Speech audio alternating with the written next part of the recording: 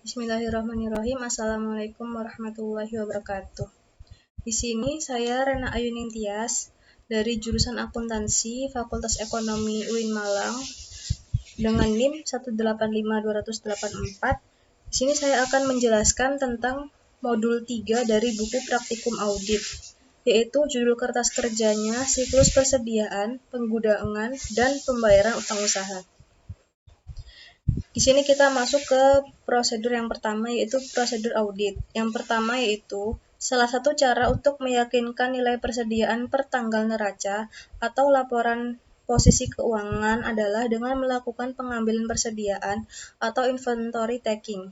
Hal-hal yang perlu diperhatikan dalam pengambilan persediaan yang pertama yaitu pelajari instruksi penghitungan persediaan perusahaan dan nilai kelayakannya, dan selanjutnya yang telah dijelaskan di sini. Di sini saya mengambil dari indeks FF1 dan jangan lupa diberikan paraf. Kemudian melihat contoh yang kedua yaitu uji penilaian harga persediaan dengan membandingkan pada faktur atau data lain dari pelanggan. Untuk itu, pilih barang yang bernilai material dalam daftar persediaan. Di sini saya tidak melakukannya, maka saya beri simbol strip atau garis seperti ini. Kemudian contoh yang keempat, periksa semua penjumlahan dan perkalian dari daftar persediaan. Di sini saya melakukannya, maka saya menambahkan simbol centang atau checklist seperti ini dan diberikan paraf. Contoh yang kelima, siapkan skedul utama. Saya mengambil dari indeks F dan diberikan paraf seperti ini. Jangan lupa dibuat oleh nama kita Rena Ayuning Tias dan diperiksa olehnya di Dimjati selaku manajer. Dan jangan lupa juga tanggal dibuat dan juga tanggal diperiksa. Kemudian contoh berikutnya juga pada beban pokok penjualan juga diberikan centang seperti ini dan paraf, dan juga pemeriksaan pembelian juga diberikan seperti itu. Kemudian kita masuk ke kertas kerja yang kedua. Di sini yang pertama kita ke F, indeks F atau skedul persediaan. Di sini persediaan ada terdiri dari empat persediaan, yaitu yang pertama persediaan barang jadi, persediaan barang dalam proses, persediaan bahan baku, dan persediaan bahan penolong. Di sini yang pertama persediaan barang jadi, terdapat selisih di sisi kredit yaitu sejumlah 47.730.000. Di sini angka ini dapat dari mana? Nanti akan kita bahas di lebih detail di indeks F1. Sebelumnya kita lihat dulu angka ini dari pembelian persediaan Rukofin SP1000 sebagai contoh promosi. Nah, maka jurnalnya seperti apa? Jurnalnya adalah beban promosi 17.501.000 pada persediaan barang jadi Rukofin SP1000 senilai 15.910.000 dan PPN keluaran 1.591.000. Kemudian jurnal yang kedua yaitu piutang dagang 53.002.000 pada persediaan barang jadi 31.820.000 dan PPN keluaran 3.182.000. Di sini koreksi atas barang konsinyasi. Di sini ada dua jurnal, maka dilihat dari sini persediaan barang jadi senilai 15.910.000 dijumlahkan dengan 31.820. Maka hasilnya ketemu 47.730.000. Kemudian jurnal yang transaksi yang kedua, persediaan barang dalam proses. Di sini ada selisih di sisi debit yaitu senilai 15 juta. Angka ini nanti akan kita jelaskan lebih detail di indeks F2. Nah, sebelumnya ini 15 juta ini ternyata ada koreksi atas pembayaran upah buruh. Nah, jurnalnya itu jurnalnya ada seperti ini. Upah langsung pada hutang yang masih harus dibayar senilai 15 juta. Kemudian yang ketiga yaitu pada persediaan bahan baku terdapat selisih di sisi debit senilai 8 juta rupiah. Nah, 8 juta ini dari mana? 8 juta ini ternyata dari pembelian tanggal 30 Desember yang belum dicatat. Jadi jurnalnya pembelian 8 juta, PPN masukkan 800.000, pada hutang usaha 8.800.000.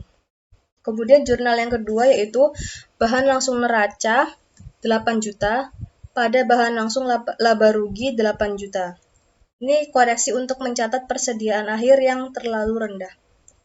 Kemudian yang keempat, ada selisih lagi di sisi kredit, tapi tetap di persediaan bahan baku, yaitu senilai 1.350.000. Nanti ini angka ini dan ini didapat dari mana akan kita jelaskan lebih detail di F3. Sebelumnya 1.350.000 ini ternyata ada koreksi atas pembayaran upah buruh. Jadi jurnalnya adalah beban produksi tak langsung lain-lain pada persediaan bahan baku senilai 1.350.000 di sisi kredit ini. Kemudian yang terakhir, selisihnya yaitu dari persediaan bahan penolong, selisihnya yaitu 11 juta rupiah. Nanti 11 juta ini dari mana? Kita jelaskan lagi lebih detail di F4. Nah, 11 juta ini ternyata adanya koreksi untuk mencatat kerusakan bahan penolong yang disebabkan oleh banjir. Nah, jurnalnya itu bagaimana? Jurnalnya yaitu beban produksi tak langsung lain-lain pada persediaan bahan penolong senilai 11 juta rupiah. Nah, kesimpulan pemeriksaan ini, saldo persediaan telah disajikan secara wajar dan sesuai dengan standar akuntansi keuangan yang berlaku umum. Kemudian bagaimana cara menjumlahkan hingga mendapatkan seperti ini, yaitu yang pertama per klien ini ditambah dengan debit, kemudian dikurangin dengan kredit, maka hasilnya adalah per audit. Seperti contoh per klien yang pertama ini 1.778.081.000 dikurangin dengan 47.730.000, maka hasilnya ketemu 1.730.351.351.351.000. Contoh yang kedua, 290.107.800 ditambah dengan 15 juta, maka ketemunya 305.107.800. Dan seterusnya seperti ini di bawah. Jangan lupa debitnya ini diturunin, kemudian dijumlah dan juga kreditnya juga, dan per auditnya juga. Jangan lupa juga diberikan tick mark yang bawah dengan yang samping. Kemudian kita ke F1, yaitu persediaan barang jadi. Nah, persediaan barang jadi ini terdiri dari 4 barang, yaitu yang pertama Rukofin SP 500, Rukofin SP 800, Rukofin SP 1000, dan SP 1500. Di sini selisihnya terlihat dari Rukofin SP 500 dan Rukofin SP 1000. Nah, dari SP 500 ini terdapat selisih di sisi kredit sejumlah 31.820.000. Ini didapat dari mana? Ternyata ini didapat dari koreksi atas barang konsinyasi. Kita lihat di buku 1, modul 3 yang halaman 91 ini. Terdapat barang konsinyasi. Nah, ini barang jadi Rukofin SP 500 selisih sebanyak 2.000 kilo, disebabkan karena barang tersebut dititipkan secara konsinyasi di PT Unicorn dan sudah dikonfirmasi dengan jawaban setuju. Di sini kan 2.000 kilo. Kita kalikan ke harga satuannya, yaitu ini Rukofin senilai 15.910.000. Jadi 2000 dikali 15.910.000 itu hasilnya ketemu 31.820.000. Dan jurnalnya adalah piutang dagang 53.002.000, pada persediaan barang jadi 31.820.000, dan PPN keluaran 3.182.000. Kemudian yang kedua, ada selisih di SP 1000 yaitu 15.910.000. Angka ini didapat dari buku 1 juga. Ini Rukofin SP 1000 pada tanggal 29 Desember diambil 1000 kilo Rukofin SP 1000 untuk diberikan sebagai sampel promosi dengan gratis, dan bagian akuntansi belum membukukan hal tersebut. Maka 1000 kilo ini dikali dengan 15.910, maka hasilnya adalah 15.910.000. Lalu untuk jurnalnya bagaimana, yaitu beban promosi 17.501.000 pada persediaan barang jadi 15.910.000, dan PPN keluaran 1.591.000. Dan untuk menjumlahkannya sama seperti yang di atas, yaitu per klien dikurangin kredit, hasilnya adalah per audit. Jangan lupa tick mark bawah dan tick mark sampingnya, sama seperti sebelumnya. Kita masuk ke F2, yaitu persediaan dalam proses. Di sini ada 2 barang, yaitu nomor 377 dan nomor 378. Nah, selisihnya di sini terdapat pada nomor 377, yaitu senilai 5 juta rupiah. Nah, 15 juta rupiah ini didapat dari mana? Ternyata didapat dari ini, berdasarkan hasil pemeriksaan laporan batch produksi 377 ditemukan kekurangan pembebanan upah buruh pabrik yang belum dibayar dari tanggal 26 sampai 29 Desember selama 4 hari. Yang pembayarannya dilakukan pada 3 Januari tahun berikutnya sebesar 15 juta rupiah. Maka kita masukkan ke dalam sini sisi debit. Kenapa sisi debit? Kita lihat dulu jurnalnya bagaimana. Yaitu upah tenaga kerja langsung 15 juta pada hutang yang masih harus dibayar 15 juta. Maka 15 juta ini masuk ke sisi debit. Nah, cara menjumlahkannya juga sama, per klien ditambah debit, hasilnya adalah per audit. Jangan lupa tikmek bawah dan tikmek sampingnya juga sama. Kita masuk ke F4 yaitu F3 yaitu persediaan bahan baku. Nah, di sini ada 6 bahan baku yaitu monomer, polivinil, oxtan, DOP, PS, dan EPO. Nah, di sini selisihnya itu ada pada barang polivinil dan barang PS. Nah, polivinil ini terdapat selisih 1.350.000. Nah, angka ini dapat dari mana? Ternyata dapat dari bahan baku polivinil 90 kilo. Nah, ini yang dicuri. Bahan baku polivinil selisih sebanyak 90 kilo disebabkan karena bahan baku tersebut dicuri dan sampai dengan akhir tahun belum diadakan penyesuaian terhadap persediaan tersebut. Nah, 90 kilo, maka 90 kilo ini kan polivinil dikali dengan harga satuannya polivinil, yaitu 15.000. Jadi 15.000 dikali 90 kilo itu hasilnya ketemu 1.350.000. Nah, jurnalnya bagaimana? Jurnalnya itu beban produksi tak langsung lain-lain pada persediaan bahan baku senilai 1.350.000. Kemudian yang kedua, selisihnya di barang PS senilai 8 juta. Nah, 8 juta ini dari mana? Barang PS kan. Nah, ini bahan baku PS selisih sebanyak 500 kilo disebabkan karena adanya pembelian tanggal 29 Desember dari PT Delta belum diterima faktur pajaknya, sehingga belum dibukukan sebesar 8.800.000 termasuk PPN. Nah, 500 kilo ini dikali dengan harga satuannya barang PS. Nah, harga barang PS kan 16.000 dikali dengan 500 kilo. Nah, maka hasilnya ketemu 8 juta rupiah. Nah, jurnalnya yaitu persediaan bahan baku 8 juta, PPN masukkan 800.000 pada utang usaha 8.800.000. Nah, makanya ini di sisi debit 8 jutanya. Nah, ini. Nah, cara hitungnya juga sama seperti tadi, per klien ditambah debit dikurangin kredit. Hasilnya per audit seperti ini. Dan jangan lupa diturunkan dan juga dijumlah. Jangan lupa tikmek bawah dan tikmek sampingnya. Kita masuk ke F4, yaitu persediaan bahan penolong. Nah, di sini ada 4. Ada drum warna, drum polos, karton box, dan lem. Nah, sedangkan selisihnya ini hanya pada barang karton box saja. Jadi, selisihnya ada 11 juta rupiah. 11 juta ini kan karton box. Dari mana?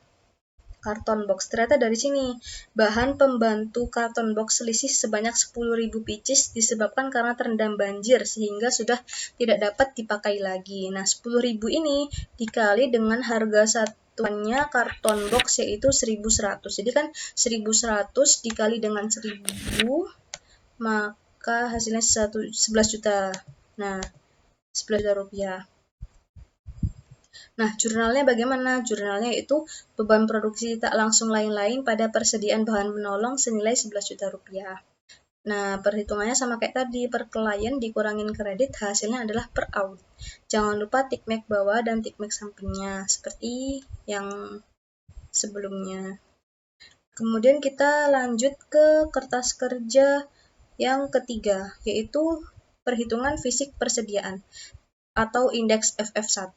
Nah, di sini kita dapat tergolong dari bahan baku, bahan penolong, dan persediaan akhir. Nah, dari yang pertama, bahan baku. Ada monomer, polivinil, oxtan, DOP, PS, EPO. Nah, kita lihat dulu fisik dan kartunya apakah sama gitu. Nah, kan ini kan monomer kan 51.500, kartunya 51.500, jadi kan sama, jadi tidak ada selisih. Nah, kita lihat polivinil. Polivinil fisiknya 1.560. Sedangkan di kartunya 1.650, berarti kan ada selisih sebesar 90 kg. Nah, 90 kg ini ternyata adanya barang yang dicuri yang tadi sudah dijelaskan di buku 1. Nih, poin 1, 90 kg yang dicuri. Kita lanjut ke, nah ini kan masih sama ya, kartu dan fisiknya sama. Kita ke bahan penolong sekarang. Bahan penolong ini ada drum warna, drum polos, karton box, dan lem. Kita lihat selisihnya ternyata ada pada karton box. Nah, karton box ini di fisiknya 52.580.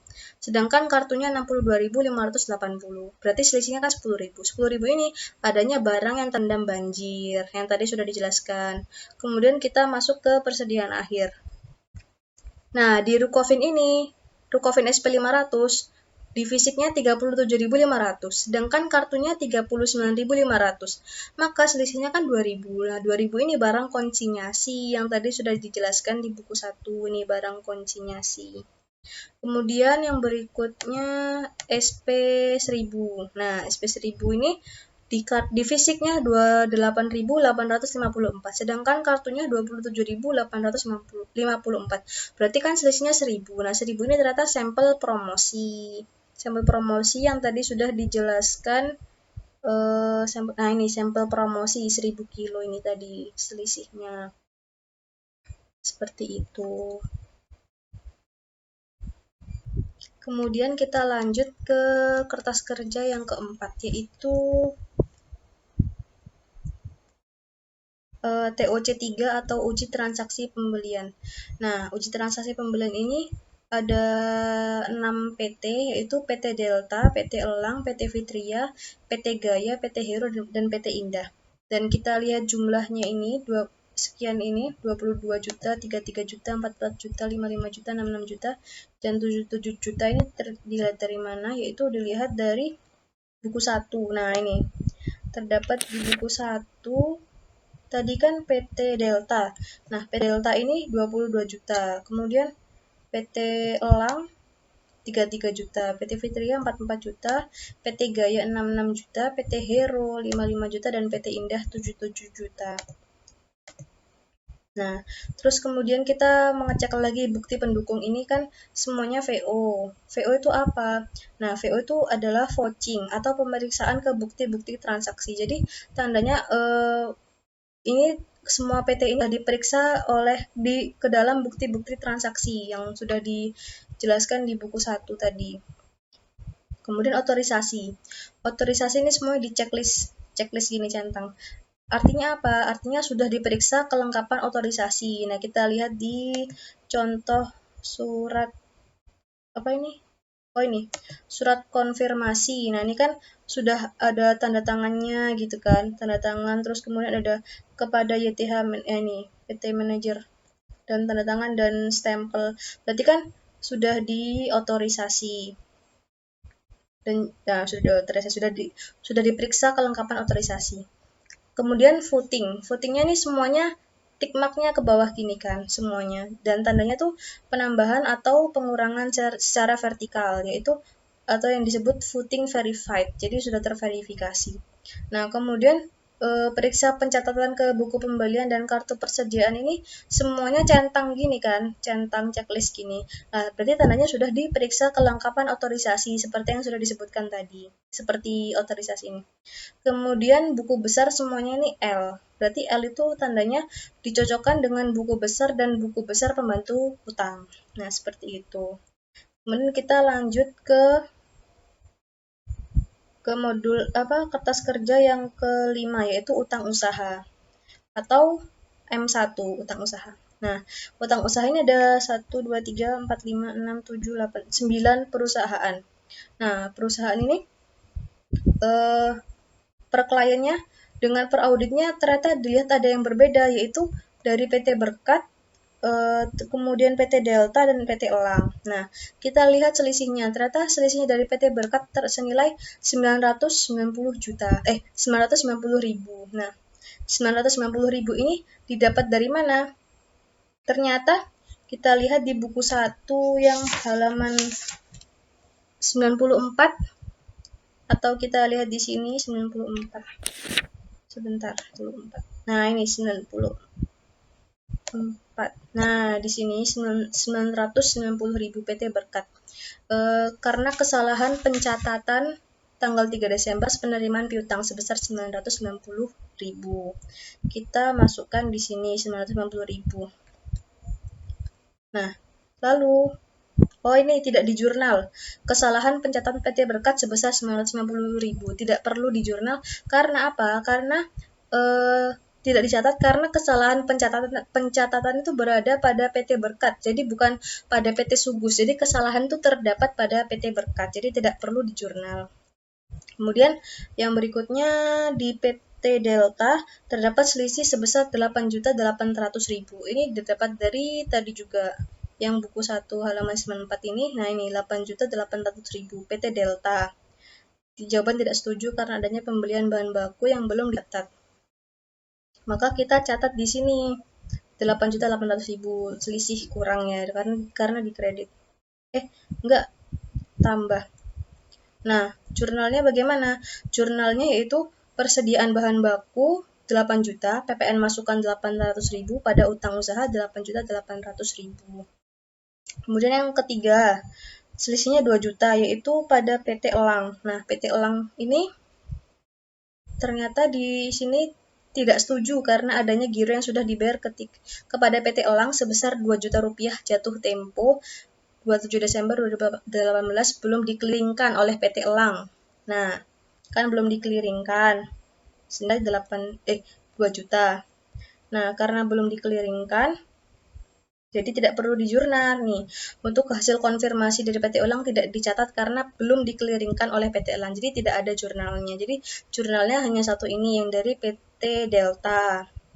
Kemudian catatan pemeriksaan itu yang berikutnya adalah ini. Kami telah melakukan uji ketaatan atau compliance test untuk pelunasan hutang pada bulan Desember 2018. Kemudian kami telah melakukan subsequent payment sampai tanggal 28 Desember 2018. Yang poin pertama PT Berkat 501.567.000 dan yang kedua PT Delta 30.800.000. Ini angka ini didapat dari mana? Ternyata dari buku 1 ini. Nah, ini hasil pemeriksaan saudara terhadap pembayaran kas setelah tanggal neraca sampai dengan tanggal 28 Februari menunjukkan jumlah pembayaran ke pemasukan sebagai berikut. Nah, PT Delta ini 30.800 dan PT Berkat 501.567.000. Kemudian kesimpulan pemeriksaannya, sudah dijelaskan ya, kenapa tidak di jurnal, karena dicatat oleh kesalahan pada PT Berkas sendiri dan belum dikeliringkan oleh PT Elang. Nah, bagaimana cara menjumlahnya? Seperti tadi, per klien. Ini sekarang karena utang usaha, jadi kebalikannya, per klien dikurangin debit ditambah kredit. Jadi hasilnya per audit. Jadi contohnya ini ya. Ini kan per klien 502.557 dikurangin 990.000. Nah, jadinya kan berkurang. Jadi hasilnya 501.567.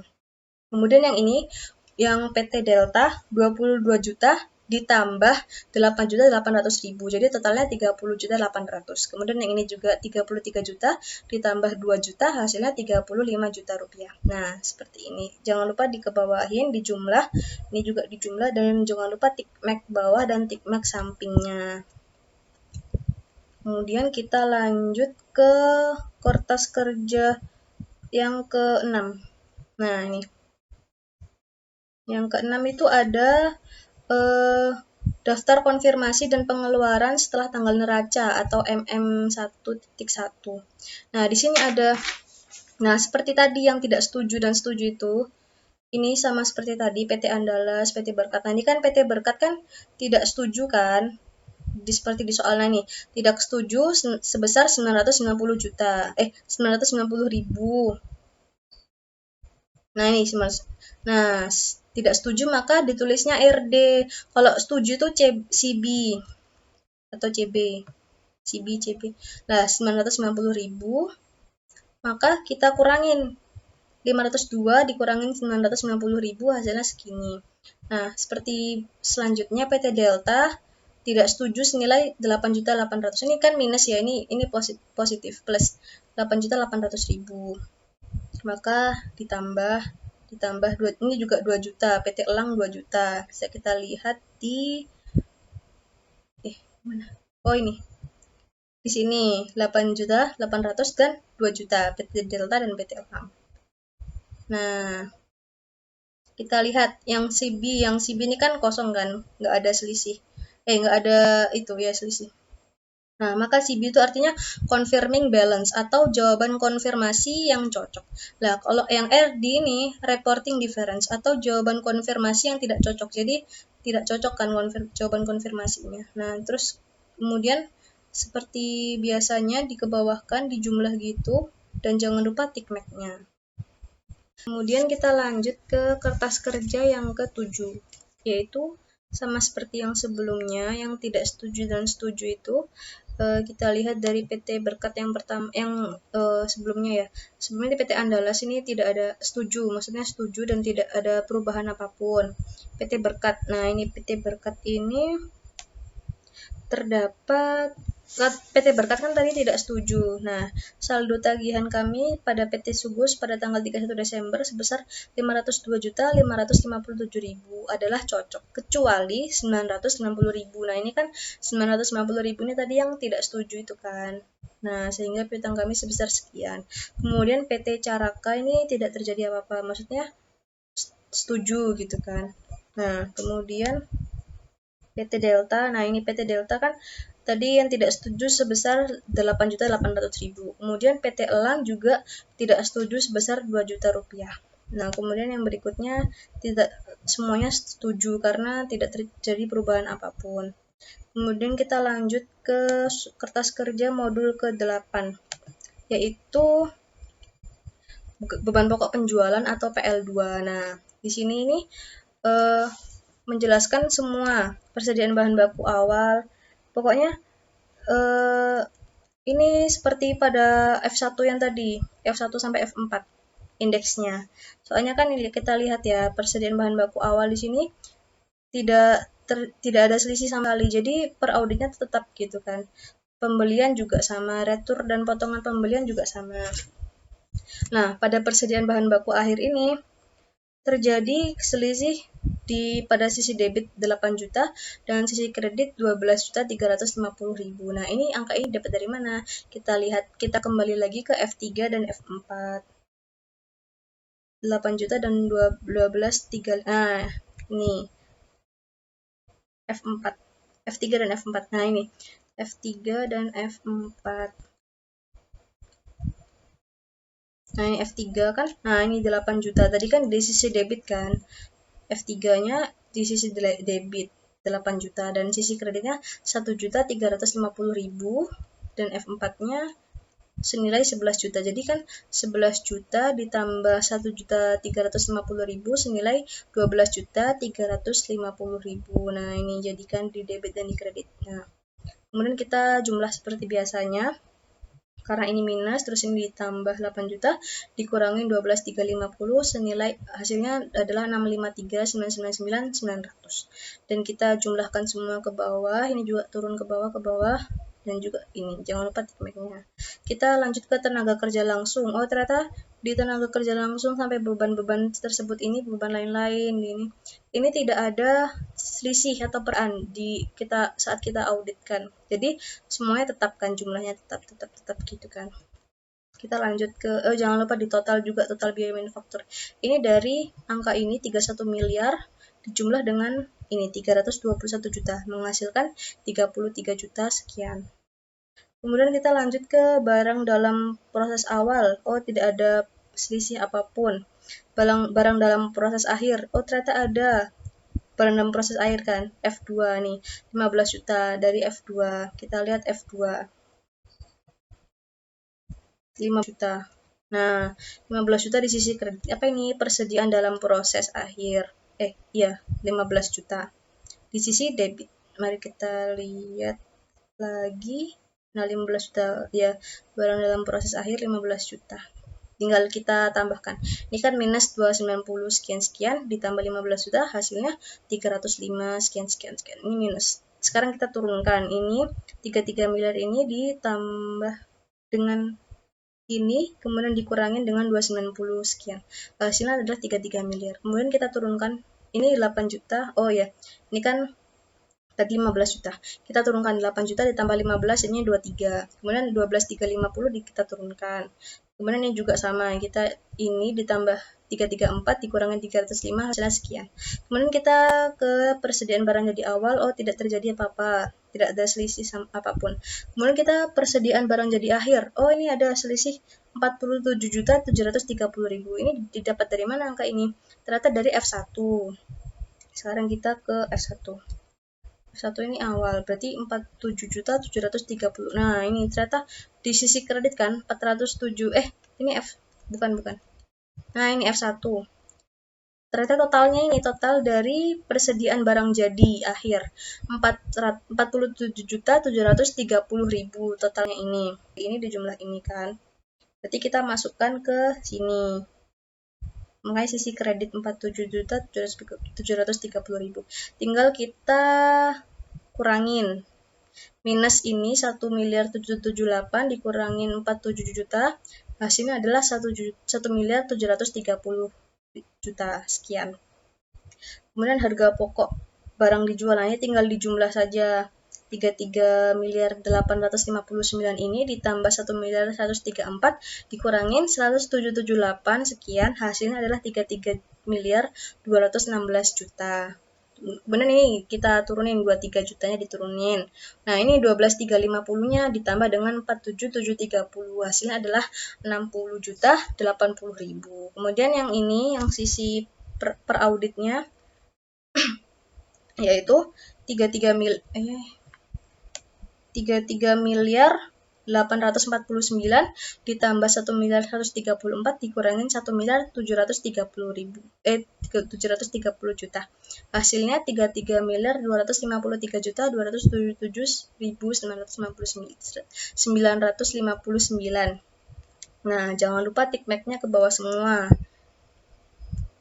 Nah, di sini keterangannya yang tadi 8 juta, 12.350, 15 sama 47.730. Nah, di sini keterangannya. Yang pertama, ada selisih lebih pada persediaan bahan baku akhir karena adanya transaksi pembelian yang belum dicatat sebesar 8 juta di sisi debit, dan juga selisih kurang karena bahan baku dicuri sebesar 1.350.000 dan bahan penolong yang terendam banjir sebesar 11 juta rupiah di sebelah kredit. Kemudian yang kedua, terdapat selisih lebih pada persediaan barang dalam proses akhir sebesar 15 juta rupiah. Dan yang terakhir, terdapat selisih pada persediaan barang jadi akhir sebesar 47.730.000 rupiah. Kemudian kita lanjut ke kertas kerja yang ke-9. Nah, ini yang ke-9. Oh, ternyata kita udah sampai di akhir, yaitu uji pisah batas pembelian atau PL2.1 indeksnya. Nah, di sini ada 11 PT yang kita sebutkan. 11 PT di sini kita masukkan di sini. Dapat dari mana? Ternyata kita dapat dari buku 1 halaman 94. Nah, di bagian bawah ini ada PT semua kan, delta sampai elang, dan kita lihat nomor OP-nya 279 sampai 284, kemudian 1 sampai 5. Kita lihat dulu, kita bandingkan. Nah, ini kan 279, 284, kemudian 1 sampai 5. Tanggal-tanggalnya juga 29 Desember, 4 Januari, 5 sampai 10 Januari. Kita bandingkan juga. Ini mana? 29 Desember, 4 Januari sampai 10 Januari. Kita lihat jumlahnya 20, 30, 40, 50, 60, 70, 25, 30, 42, 35, 20, 23, 45, 6, 7, 25, 30, 42, 35, dan 20 juta. Nah, kemudian tanggal pencatatannya kapan? Ternyata 31 Desember 2018. Kita lihat dulu kesimpulannya. Setelah memeriksa transaksi pembelian sebelum dan sesudah tanggal neraca, saya tidak menemukan ada pergeseran pencatatan pembelian. Maka dari itu, saya menyimpulkan bahwa pembelian sudah dicatat dalam periode yang benar. Kemudian vouchingnya. Periksa order pembelian, laporan penerimaan bahan baku, dan perhitungan matematisnya. Selain itu, periksa pencatatan di buku pembelian dan dibukukan ke kartu utang dan kartu stok. Nah, kita tahu dari mana ini 31 Desember. Nah, ini. Untuk keperluan uji pisah batas, pilih 5 transaksi sebelum dan setelah tanggal 31 Desember sebagai berikut. Nah, maka dari itu 31 Desember 2018. Semuanya seperti itu. Nah, cukup sekian penjelasan dari saya modul 3 lab audit. Atas perhatiannya, terima kasih dan mohon maaf apabila ada kekurangan dan kesalahan kata. Wabillahi taufiq wal hidayah. Wassalamualaikum warahmatullahi wabarakatuh.